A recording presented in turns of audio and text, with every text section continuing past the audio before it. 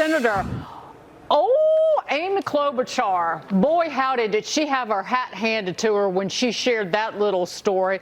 One, the couple that it was referencing, they decided to retire early, and she wants the American taxpayer to deliver to them $15,000 a year in handouts so that the Democrats can continue to pretend that Obamacare isn't a financial catastrophe and maybe isn't a handout to enrich the insurance companies. And this is right before people go on Medicare and will siphon off $3 for every dollar they paid into Medicare. Senator, how do you see it? Lisa, the facts of the matter are that what we're talking about is pandemic subsidies. So we're not talking about Obamacare going away. We're talking about the boost that Democrats, in a very partisan way, no Republicans voted for this, boosted the subsidies under Obamacare during the pandemic. Now, the pandemic's been over for 4 years. And when we're talking about, say, somebody who's at the 100% of the poverty level, say maybe a little over $32,000, you're 30 years old, married, 2 kids, you're going to see your premium increase by about $45 because that's the amount that Democrats boosted it. If you're like at 500% of the poverty level, which, by the way, Obamacare was never designed for those people, that's when you're going to end up paying like maybe $500 a month or more. But that's somebody making, a couple with 2 kids making $160,000 a year. That's way above the median income of people in my state. So what we're talking about is pandemic subsidies. The Democrats have gotten this all wrong. This is about them playing games, political games, on a bipartisan bill. Remember, the CR, this clean CR, continuing resolution we're voting on, has been voted by 100% of Democrats, or nearly 100% of Democrats, 4 times over the last 18 months. They're completely hypocritical, but now they're holding us up and trying to say it's about health care when it's about pandemic subsidies. Yeah, but the system's broken, right? It's called the Affordable Care Act, but it's not affordable because it needs government subsidies for people to afford it, which sort of explains the problem here. So what can we do about it?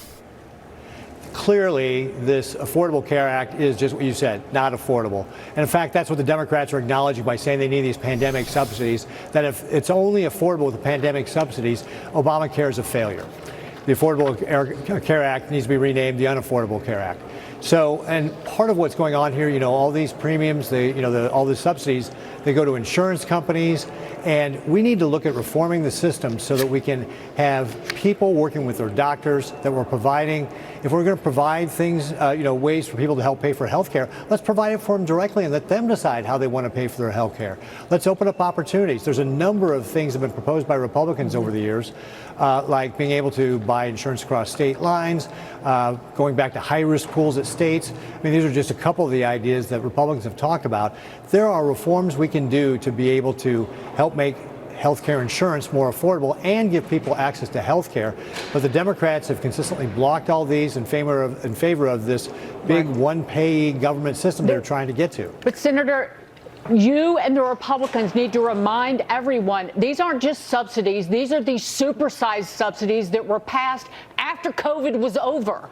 Not one Republican ever voted for them. It cost the American people almost $50 billion a year, about $500 billion over a decade, and not one Republican should vote for any of it. But I want to move on to speaking of what the Democrats won't vote for. They will vote in favor of paying for the people who work. The procedural vote today on paying federal workers who have been on the job failed in the Senate. There were only 3, to my count, 3 Democrats who voted for it. John Fetterman, Ossoff, and the fellow senator from Georgia. Georgia Warnock. Yeah. Warnock. Why the heck can't they vote to pay people who are working? They're the party of pain for their own political power. This is, again, the result of the Schumer shutdown. Chuck Schumer is a hypocrite. He has said shutdowns are bad in the past.